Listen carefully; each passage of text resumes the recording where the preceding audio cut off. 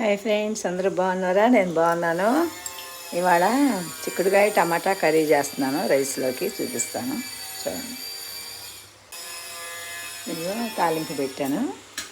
తాలింపు పెట్టి దాంట్లో ఎండుమిరపకాయ, ఆవాలు, మినప్పప్పు, శనగపప్పు,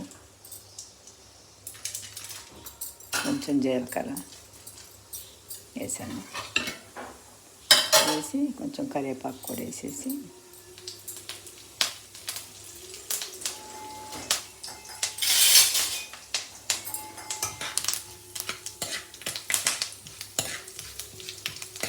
కొంచెం ఉల్లిపాయ వేసి మగ్గనిచ్చాను. పప్పులు కొంచెం వేగినాక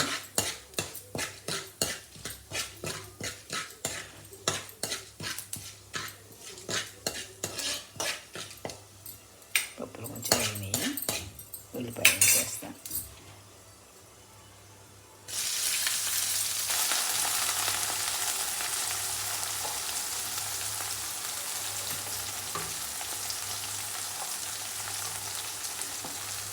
ఉల్లిపాయ వేసాను.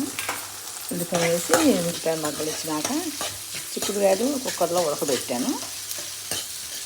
ఉల్లిపాయలు కొంచెం మగ్గినాక టమాటాలు వేస్తాను. టమాటాలు వేసి కొంచెం మగ్గినాక చిక్కుడుకాయలు ఉడకబెట్టి ఉన్నాయి కదా, ఉడకబెట్టి వేసేసి మళ్ళీ చూపిస్తాను.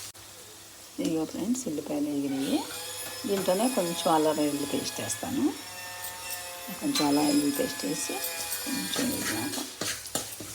వేగినాక అల్లం వెల్లుల్లి పేస్ట్ వేసి ఉల్లిపాయ వేగినాక అల్లం వెల్లుల్లి పేస్ట్ వేస్తాను. వేసి ఇగో ఈ టమాటాలు ముక్కలుగా కోసి టమాటాలు వేసేయటమే. ఈ టమాటాలు వేసి టమాటాలు కొంచెం బాగా మగ్గినాక ఆల్రెడీ చిక్కుడుకాయలు ఉడకబెట్టేసుకున్నాను. కుక్కర్లో పెట్టి ఉడకబెట్టేసుకున్నాను. ఇదే చిక్కుడుకాయలు టమాటాలు మగ్గినాక కొంచెం చిక్కుడుకాయలు వేసేసి ఉప్పు కారం వేసి అవసరమైతే కొంచెం నీళ్ళు పోసి కొద్దిగా ధనియాల పొడి వేసి చేసుకోవటమేను. మళ్ళీ చూపిస్తాను. టమాటాలు మగ్గనిద్దాం. ఇదిగో ఫ్రెండ్స్, టమాటా మగ్గిపోయింది. దీంట్లోనే ఉప్పును, కొంచెం కారం, కొంచెం పసుపు వేసాను. ఇదిగో చిక్కుడుకాయ ముక్కలు వేసేస్తున్నాను.